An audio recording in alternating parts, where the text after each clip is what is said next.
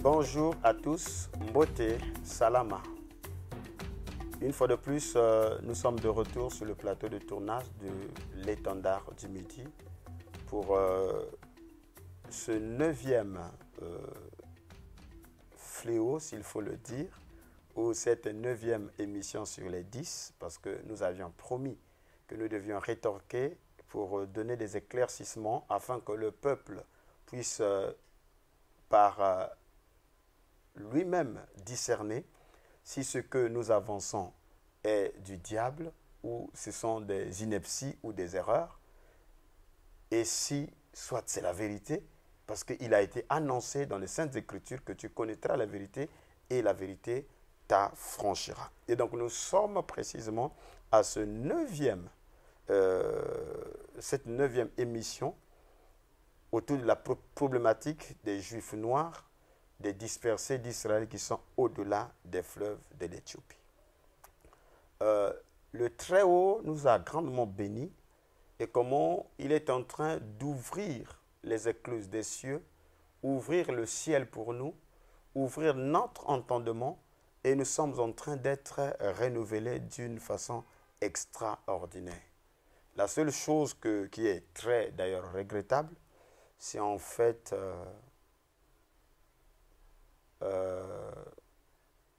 le manque de reconnaissance et peut-être d'humilité. Et si nous fût-ce que nous puissions, nous avions ces vertus-là, je crois qu'on devait tous ensemble nous rassembler, nous réunir, nous poser des questions et travailler ensemble pour voir effectivement comment faire avancer la mission du Seigneur, comment faire avancer les éléments de base du réveil. Je vais en quelque sorte rafraîchir la mémoire parce que c'est très très important pour que ceux-là qui suivent puissent comprendre de quoi s'agit-il. Parce que nous allons traiter sur la question, sur ce que c'est la plénitude des gentils et faire la nuance entre la plénitude des gentils et le temps des nations. Mais avant d'y entrer profondément dans ces questions-là, il est très important que nous puissions faire un briefing sur la genèse de tout ça. Parce que nous avons voulu montrer que nous arrivons à la fin de la dispensation ou de la plénitude des gentils. Pour ceux du message, il est clairement annoncé par William Branham que l'Amérique a rejeté sa visitation. Et il le dit en 1956 à Angelus Temple lors de la célébration du cinquantenaire ou du jubilé depuis l'effusion du Saint-Esprit à Azusa Street. Et il est dit que cette année-ci, soit l'Amérique entrera dans une zone de gloire, dans une extension extraordinaire, ou soit elle va plonger.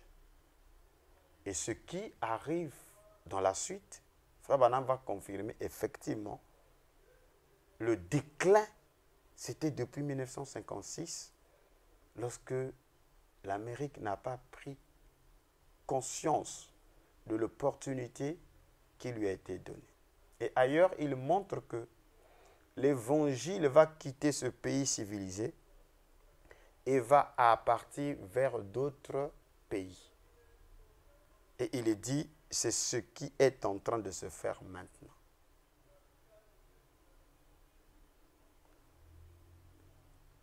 Après son voyage en Afrique du Sud, il fera une autre vision montrant que la vision ou le réveil ou la réunion de l'Ouest avait disparu et qu'il avait vu une réunion qui était plus grande que la première Et dans cette réunion, il a essayé de vérifier lesquels qui se trouvaient dans cette réunion.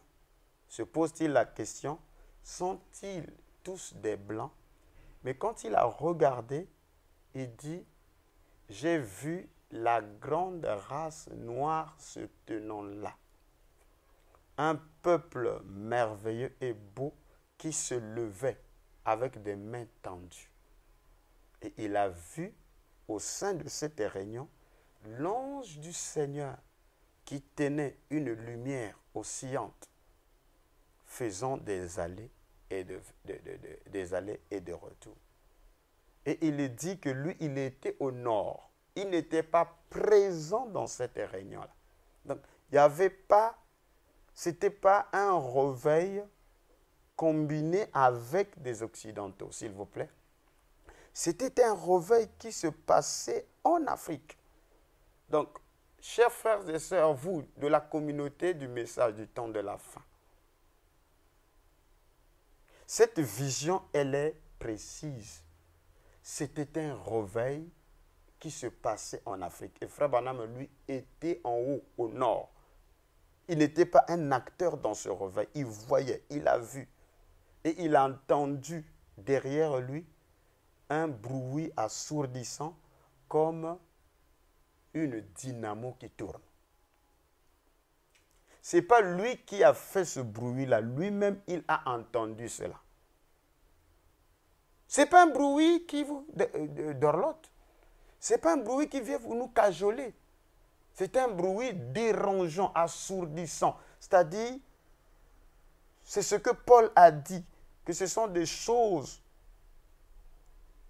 que l'oreille n'a jamais entendues. Des choses qui seront bouleversantes. Des choses qui vont nous perturber. Des choses qui vont apparemment démolir ou perturber même nos fondamentaux. Mais qu'allons-nous faire? L'homme est fait pour évoluer.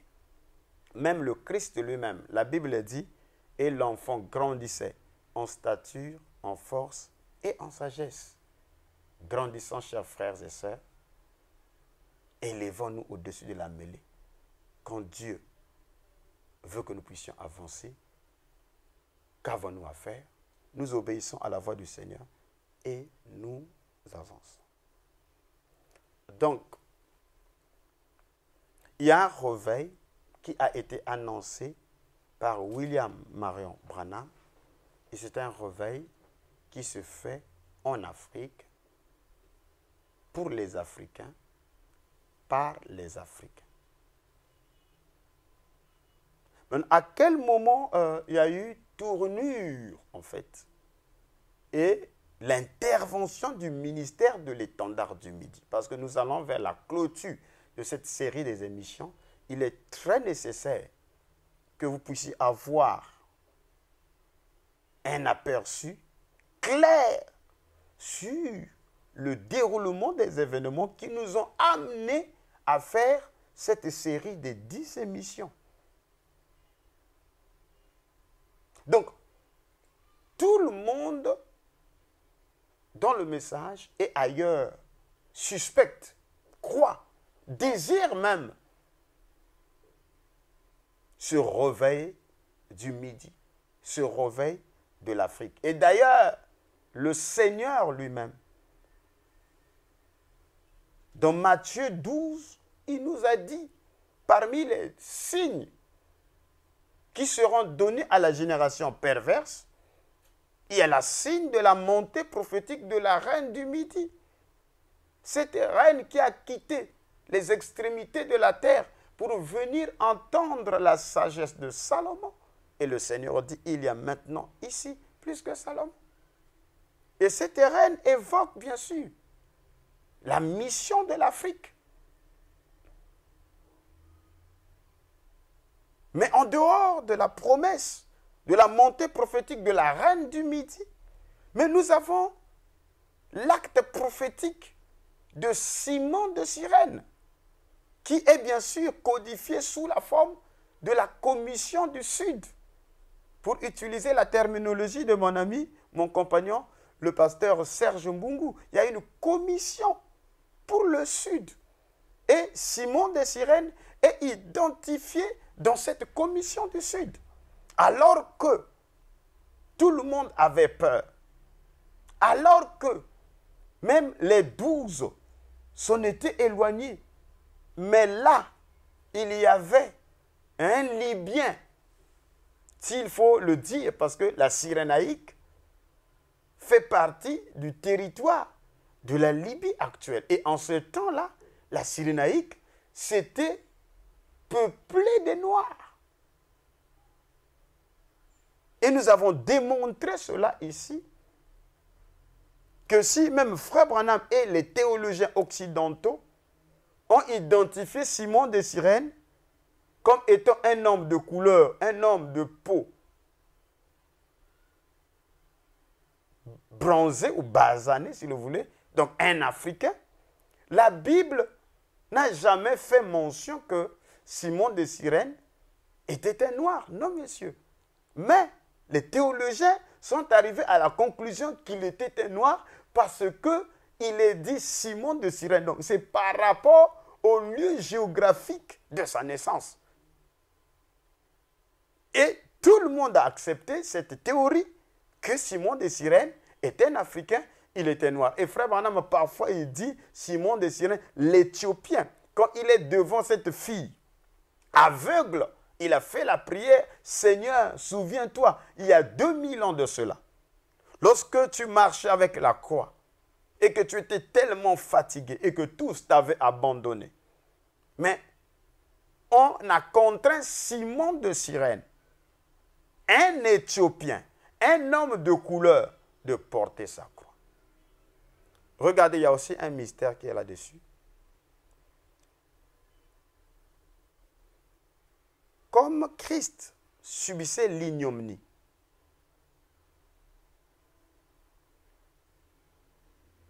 et ce n'est pas par hasard ou par chance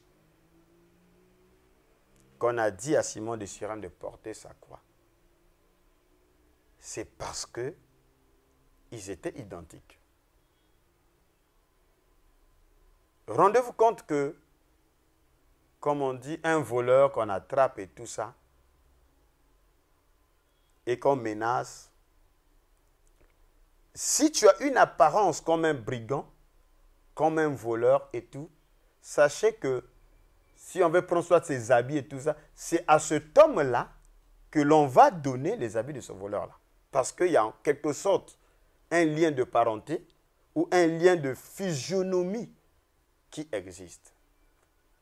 Donc, Simon de Cyrène ici est identifié dans la commission du Sud parce que dans le mystère de l'achèvement, dans le mystère de l'expiation, Simon de Cyrène, ou l'Afrique, il y a la mission de l'Afrique qui est déjà cachée là. Et dans le Mazaro ou dans le Zodiaque, Job 9.9, après avoir fait allusion de la constellation de l'Orion, de la constellation de la Grande Ourse et ses petits, la constellation des Pléiades, Job fait allusion des étoiles des régions australes.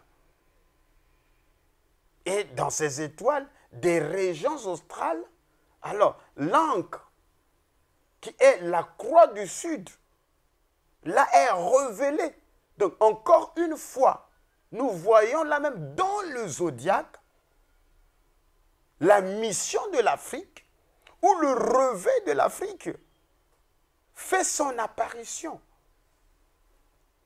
Mais pourquoi nous en parlons, chers frères et sœurs, chers amis, chers collègues dans le ministère, chers compagnons dans le ministère? Ne pensez pas que je sois fâché contre vous, non. Mais j'essaie d'attirer votre attention pour que vous soyez conscients que le christianisme tel que nous l'avons reçu,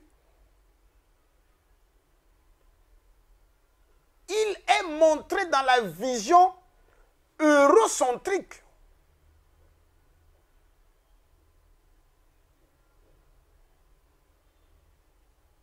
le christianisme et même sa théologie est eurocentrique ou américano-européenne, si vous le voulez.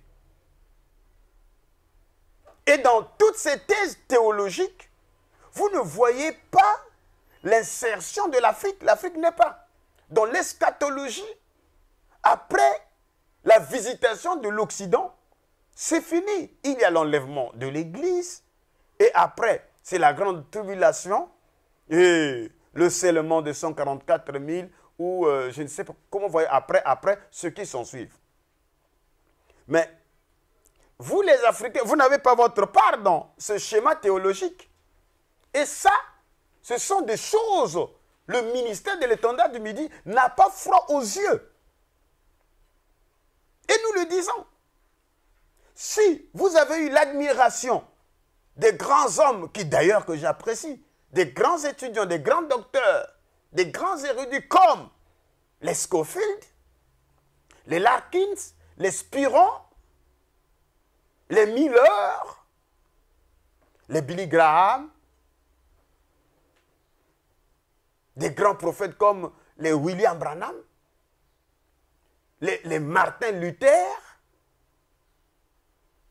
qui d'ailleurs, jusqu'à présent, comme je le disais tout à l'heure, par son travail, par sa grande réforme, a sorti l'Europe de l'obscurité. Et c'est le travail, la réforme de Luther qui a bâti l'Europe. Voyez-vous? Donc, ces éminents hommes de Dieu qui sont vénérés en Occident, qui ont fait même la valeur de l'Occident, les Moody et tous ces gens, les Finney, les Calvin que vous citez, et que nous citons d'ailleurs, qui ont bâti toute une théologie.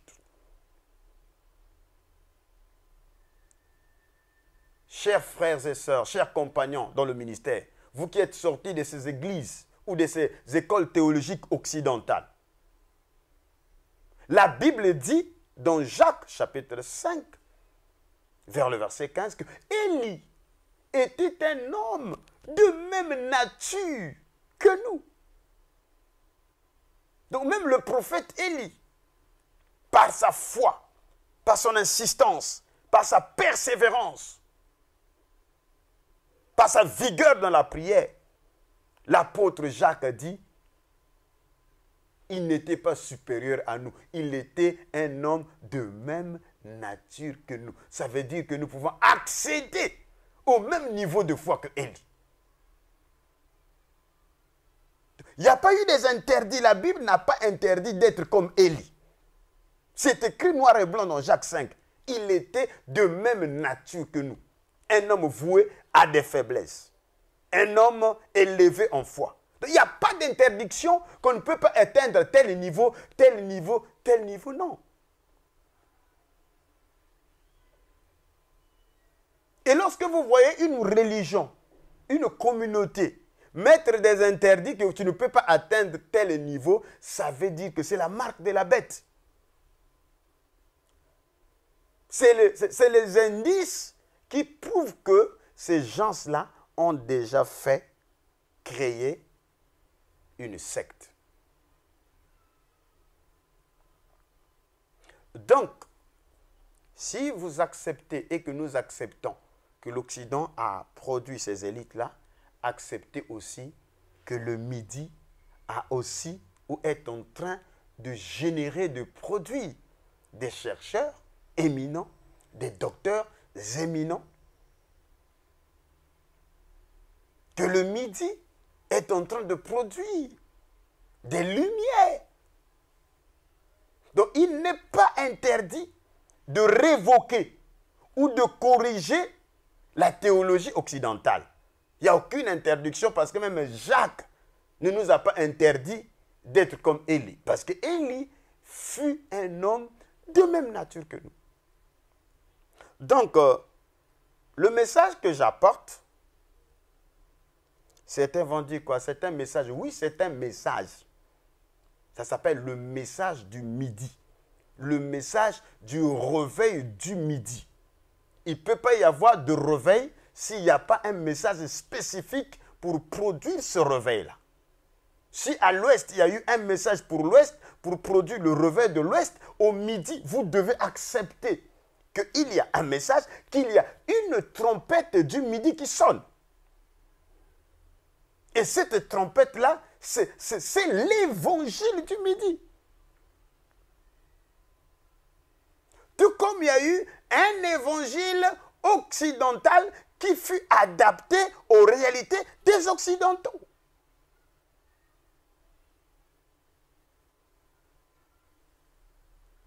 Quelqu'un se pose la question finalement, il y a quel genre, combien d'évangiles?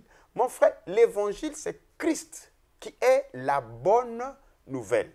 Et quand il est oint, il dit, l'Esprit du Seigneur est sur moi, car l'Éternel m'a oint pour guérir les malades, ouvrir les yeux des aveugles,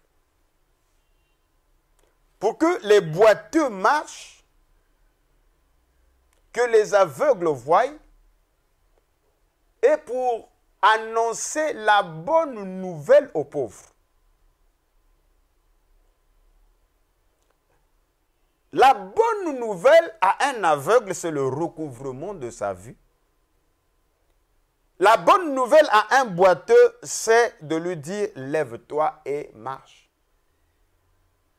La bonne nouvelle pour un pauvre, c'est de lui annoncer un évangile qui le fait sortir de son état de pauvreté pour accéder à l'enrichissement et à son bien-être. C'est ça la bonne nouvelle aux pauvres. La bonne nouvelle annoncée à un pauvre, ce n'est pas de lui dire encore « reste pauvre et tu auras le royaume les richesses dans le royaume des cieux ».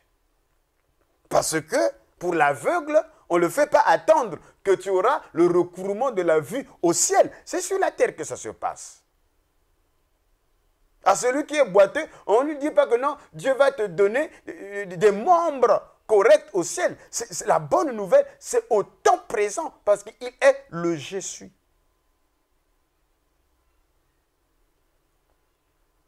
Donc, la bonne nouvelle lors de la réforme était que la portion de l'évangile, la portion de la lumière ou la lumière du temps de Luther était que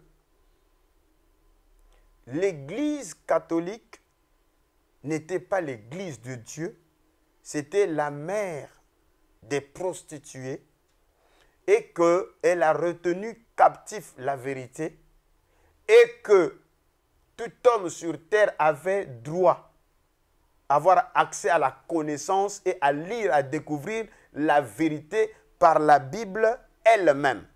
Et donc, la personne qui fut oint en ce temps-là était Luther et cette onction s'est répandue partout. C'est l'onction de la réforme. Alors, la mission magistrale, il a fallu que la Bible soit traduite dans des langues et que le peuple devait avoir accès à lire les Saintes Écritures parce qu'auparavant, c'était réservé à des prêtres puisque la Bible, la Vulgate, était en latin. Et ce n'était pas n'importe qui avait accès à la langue latine. Et donc, Dieu a suscité un homme sortant de ce milieu. Il sort toujours du milieu là. Afin de sauver ceux qui sont dans ce milieu-là. C'est ce qu'on appelle l'évangile au temps de la réforme.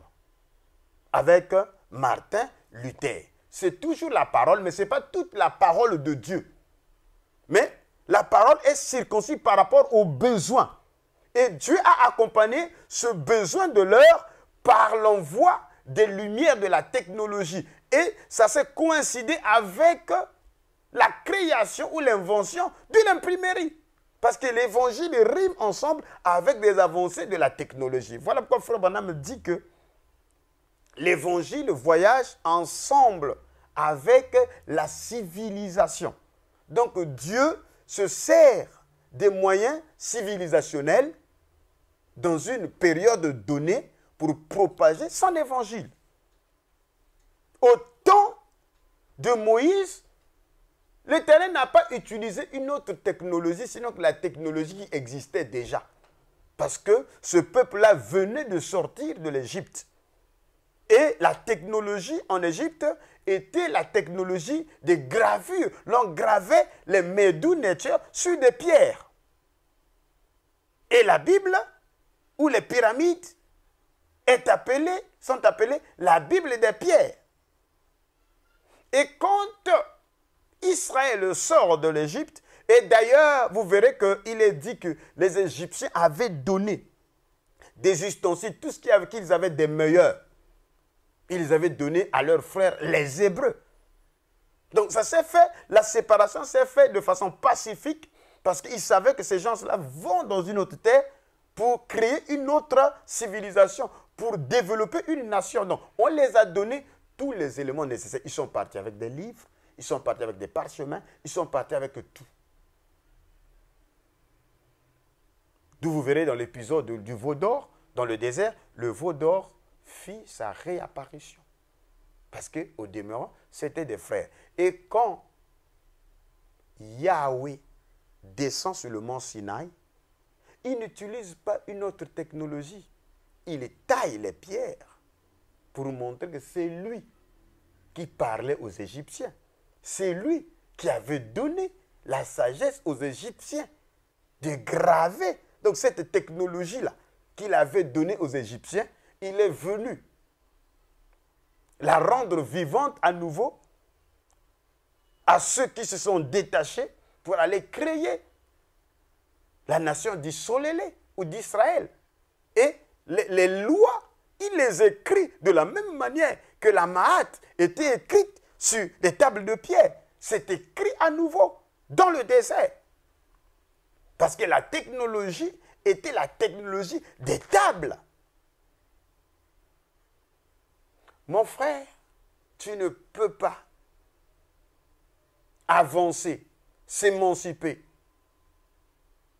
prendre de l'essor, tout en vivant en deçà de la technologie.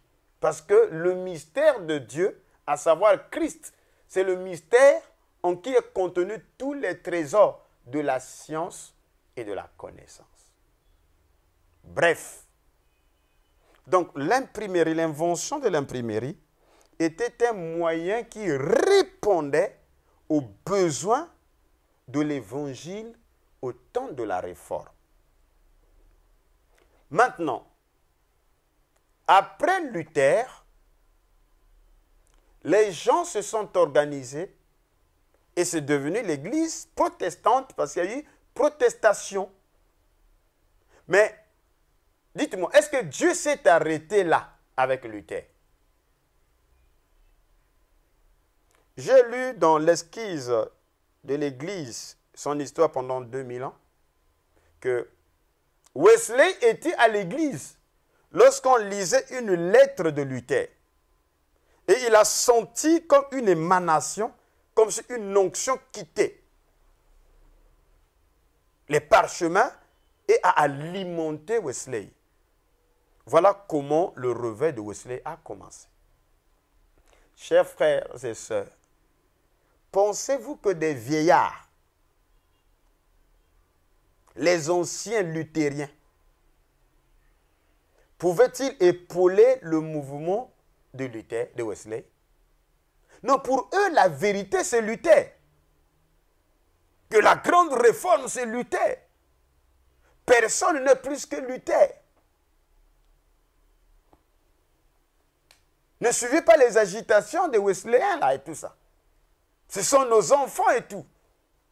Nous avons lutté avec Luther. Nous avons des écrits avec Luther. L'érudition de Luther. L'intelligence de Luther. Luther a laissé des thèses. Nous avons tous les écrits de la réforme. Qu'est-ce que Wesley va dire pour convertir ces gens-là? Ils sont déjà scellés sous le réveil de Luther. Chers frères, je veux attirer votre attention. Ce n'est pas Luther qui soit faux. Non. Parce que ce que Luther avait fait fut la parole de Dieu, l'évangile, dans la saison du réveil de Luther. Mais non.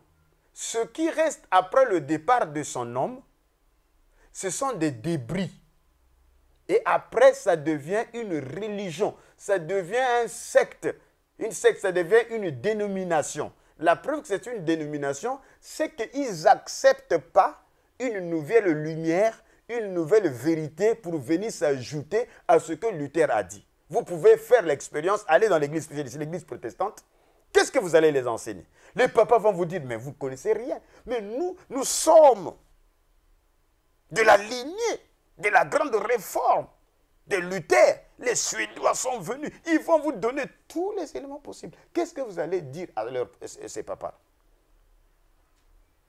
Ils vont vous démontrer que vous venez de naître et tout ça. C'est eux qui ont fait face au pape. C'est eux qui ont fait face.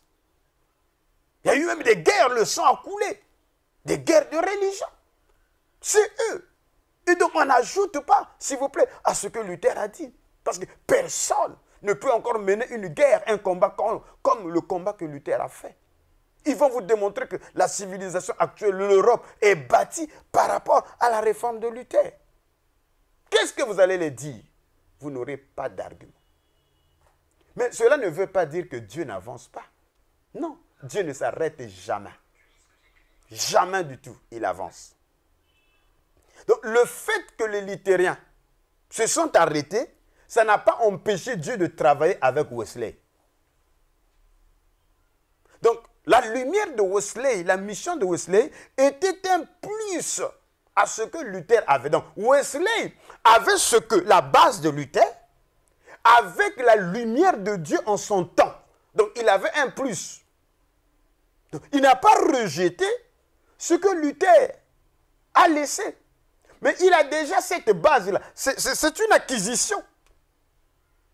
Mais on ne mène pas la guerre dans une nouvelle saison avec les vieilles acquisitions. Non, Dieu envoie toujours une onction spéciale pour répondre au combat de l'heure. Voilà pourquoi l'armure de la Première Guerre mondiale, pendant la Seconde Guerre mondiale, c'était Ichabod. Ça ne servait absolument à rien. Et c'est ce que vous voyez en Ukraine actuellement. On parle des vieilles chars soviétiques. Il y a des armes, l'armure actuelle. Et même pour livrer ça, vous voyez qu'il y a la peur. Parce qu'à chaque guerre, ça correspond aussi à une armure, à de l'armement du temps présent.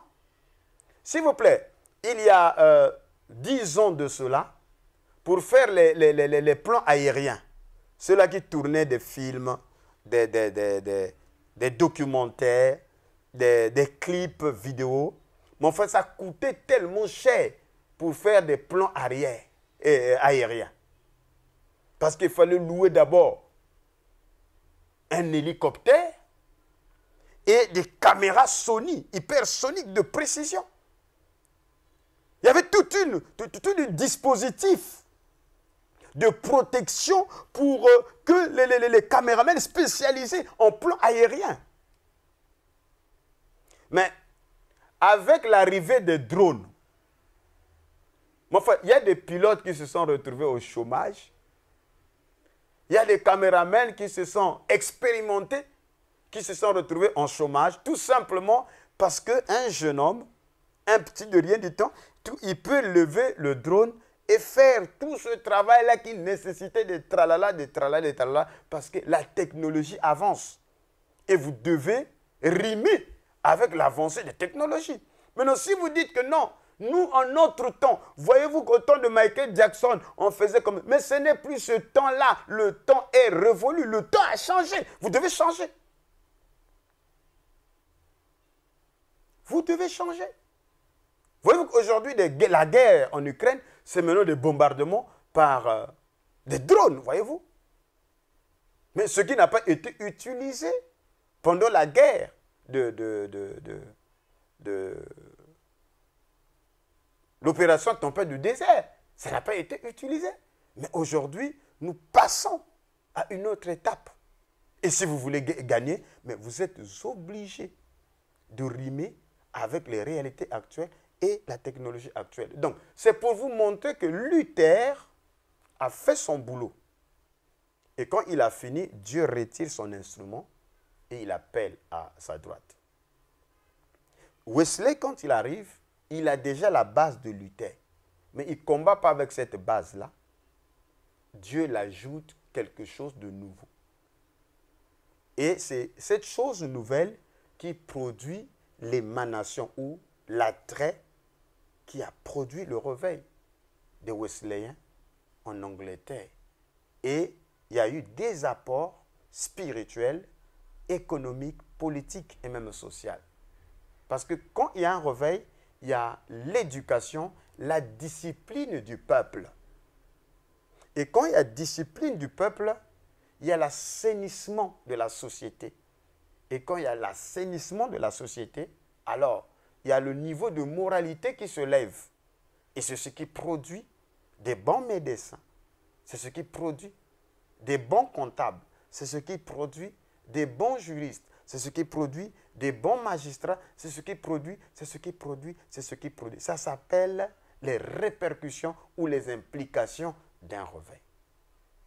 Et vous voyez que lorsqu'il y a réveil, du coup même, l'Empire britannique a pris l'essor. L'Empire britannique est devenu l'empire dominant dans le monde. Donc, il y a un élément surnaturel et spirituel qui est le déclencheur de tout ça.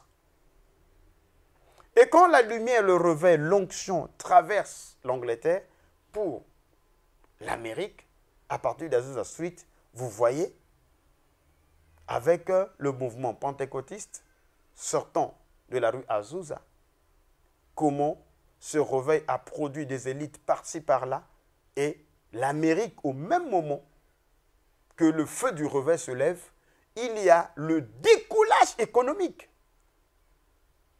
Il y a changement de mentalité.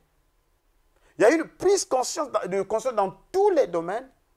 Donc là où va l'onction de Dieu, il y a l'éclosion de la spiritualité, l'éclosion de la technologie, l'éclosion de la politique, l'éclosion de l'économie.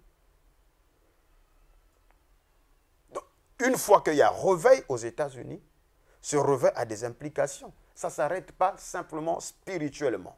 Alors, vous voyez le diable qui est dans les prédicateurs. C'est là qu'on va le dévoiler. Azusa Street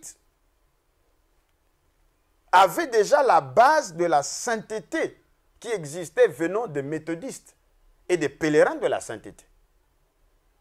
Et il est écrit et il est dit que le fait de passer par les pèlerins de la sainteté, c'était une phase préparatoire pour William Seymour. Et il priait pendant 6 à 7 heures par jour.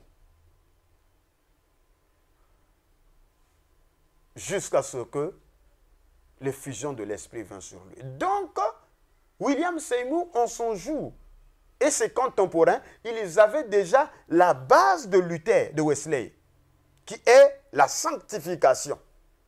Maintenant, la restauration des dons et le parler en langue était la portion qu'ils ont reçue pour le réveil de leur temps. Cela n'a pas détruit la base qu'ils avaient déjà. Maintenant, amener ce que les pentecôtistes avaient chez les disciples, pas chez Luther, chez Wesley, chez les disciples de Wesley, parce que lorsqu'il y a eu effusion à Azusa Street, Wesley n'est plus là. Et ceux qui restent, ce sont des conservateurs. Les conservateurs, ce sont des gens qui vivent du système, qui protègent le système, parce que le système les engraisse, le système les enrichit. Et ils ont intérêt de conserver ce système-là, et ce système-là devient déjà une forteresse appelée l'église méthodiste, l'église baptiste, l'église presbytérienne, l'église luthérienne. Donc c'est déjà un groupement avec une charte déjà établie. Et ils élèvent le monument, c'est-à-dire le leader qui a été le fer de lance de ce réveil-là. Je vous amène quelque part pour comprendre pourquoi Israël ne pouvait plus aider les gens à un moment donné parce qu'ils ont été eux-mêmes en quelque sorte corrompus par quelque chose qui était sacré. Donc ils élèvent, c'est ça le dogme, ils élèvent la dénomination, c'est ça la secte. Ils n'élèvent pas le diable, ils élèvent un saint, ils élèvent un serviteur de Dieu, ils élèvent un monument. Ce monument-là a fait du bien dans le passé. Et après, ils élèvent ce monument pour le vénérer. Et ça devient un obstacle pour le réveil. Et je vais lire un verset de la Bible ici. Dans 1 Roi chapitre 18, le verset 4, la Bible dit, quand Josias est venu,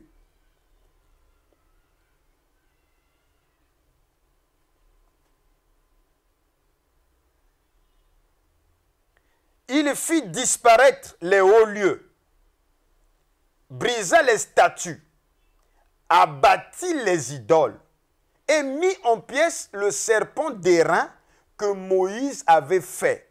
Car les enfants d'Israël avaient jusqu'alors brûlé des parfums devant lui. On l'appelait Nehushtan.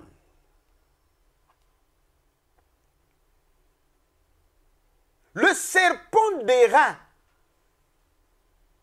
ce serpent-là, qui les a sauvés dans le désert. Il y avait des années, des centaines d'années, depuis le désert.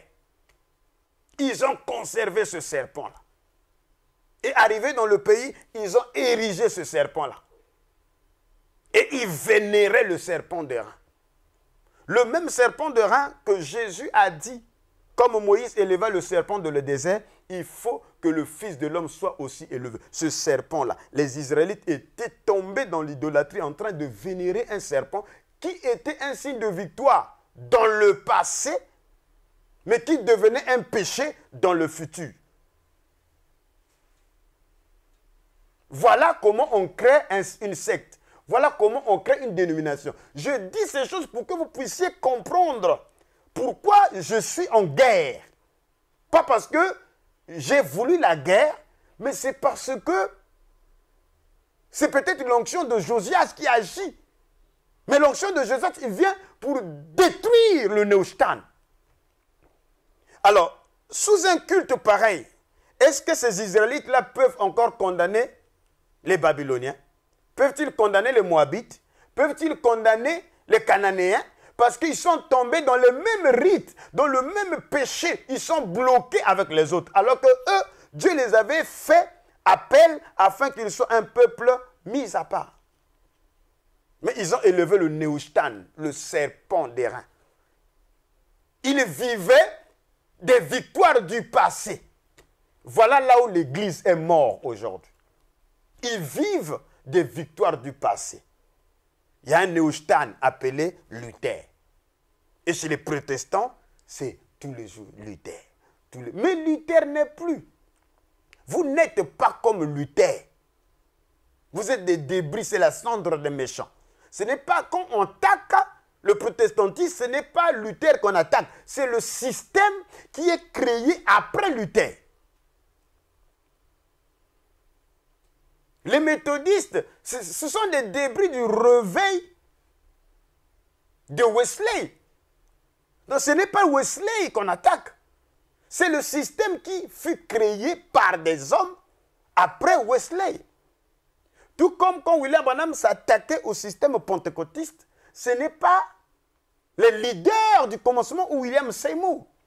Mais c'est le système qui fut créé. Et ce système aujourd'hui existe. Quelqu'un, il prie, il fabrique un parlant en langue. Mais est-ce que c'est comme ça que ça se passait à la Pentecôte? La Bible dit quand le Saint-Esprit tomba, chacun parlait en langue. Et les gens entendaient dans leur langue maternelle les merveilles de Dieu. Voilà le vrai parler en langue. Quand il est interprété, ça devient une prophétie. Et à Azusa Street, je me souviens dans le documentaire, vous n'avez qu'à fouiller sur YouTube, le réveil de la rue Azusa, vous verrez qu'il y a eu des rabbins qui sont venus pour critiquer ces noirs-là. Et les gens parlaient en langue, prophétisaient sur eux. Mais en quelle langue? En yiddish, dans sa langue à lui. Et il y avait un blanc qui était là quand il est venu. Il dit que j'entends ces gens-là parler dans une dialecte de l'Afrique centrale. Nous sommes en 1906. En Afrique centrale, on parlait le Kikongo. Mais comment ces gens-là qui ont été déconnectés de leurs racines, 400 ans plus tard, quand le Saint-Esprit est tombé sur eux, ils ont parlé la langue de leur origine. Le paléo-hébreu. Et ce blanc-là, puisqu'il a vécu en Afrique centrale, il connaissait le Kikongo. On a prophétisé sur lui, il est tombé à terre. C'est ça le vrai parler en langue. Et quand Frère Branham arrive, il voit que ces gens-là, ils fabriquent un truc, ça devient un système. Et il ne s'attaque pas à William Seymour, il s'attaque au système qui fut créé.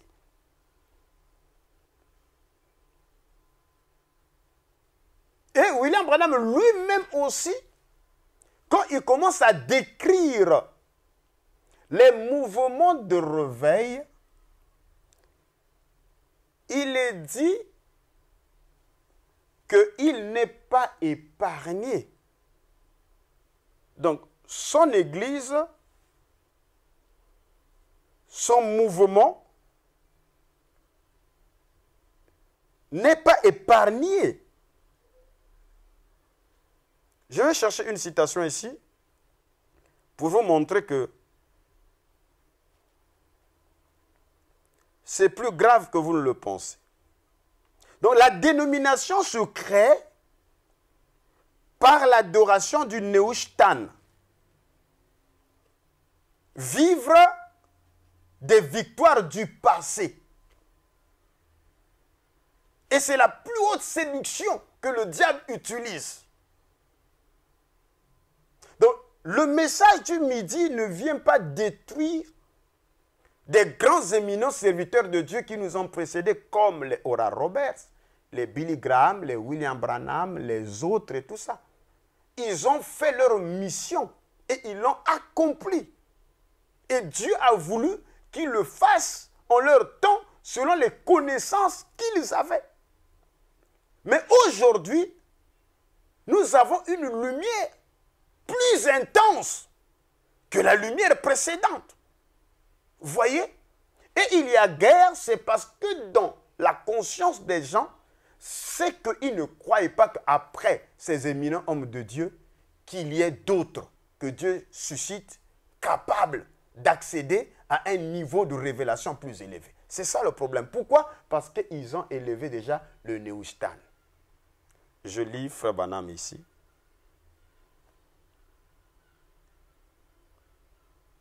Dans l'exposé de cet état de l'Église, la page 224, est dit « Ensuite est venue la lumière de l'unité de la divinité. Eux aussi, donc il a d'abord cité comment l'organisation avance.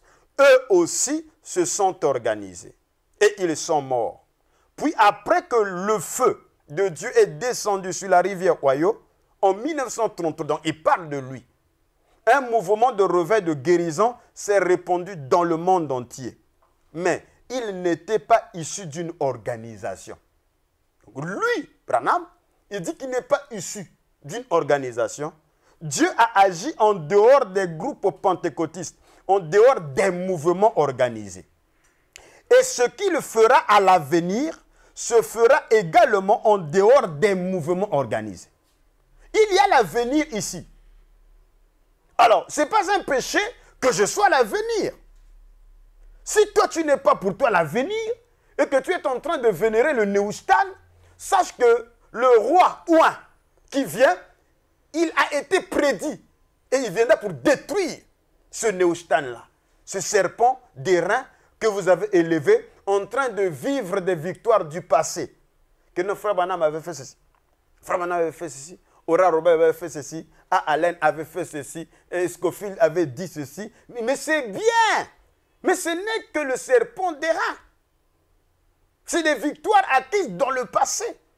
Dieu est dans le présent. Parce qu'il est le je suis, le Njena. Voyez-vous que le grand défi, qu'est-ce que Dieu dit aujourd'hui? Quels sont les enseignements qui peuvent booster le peuple africain de retrouver leur identité. Où sont les élites? Où sont les pasteurs? Où sont les ministres qui vont naviguer dans les eaux troubles du fleuve Guion afin de reconnecter le peuple ce grand fleuve majestueux qui entoure le pays de Couche, là, au-delà des fleuves de l'Éthiopie, là où il y a les adorateurs, là où il y a les dispersés de l'Éternel qui vont apporter des offrandes. On a besoin de ces élites-là. Et il n'y a pas une documentation qui existe. Mais ça relève de la dimension de la révélation. Voyez-vous? Et là, le néo-stan, ça ne peut pas marcher. Je vais terminer par une dernière citation pour montrer que même le message de Frère Branham n'est pas épargné. Ça est devenu le néo-stan. Et les gens ont élevé le serpent d'airain, qui sont des victoires antérieures. À la page 67, il dit, je voudrais aller jusqu'au bout de cette pensée. Alors faisons un pas de plus. Avez-vous déjà étudié l'histoire des réveils? Les réveils nécessitent des études comme je le fais. C'est pas non, il y aura un réveil, mais ça fonctionne comment? Ça a quel socle ce réveil-là? Il vous pose la question, avez-vous déjà étudié l'histoire des réveils? Un réveil, c'est Dieu qui agit avec puissance. Et chaque fois que Dieu agit, Satan lui aussi est là pour agir. C'est inévitable. À l'époque du glorieux réveil du pays de Galles, chose que la plupart des gens ignorent, les asiles psychiatriques se sont rapidement remplis.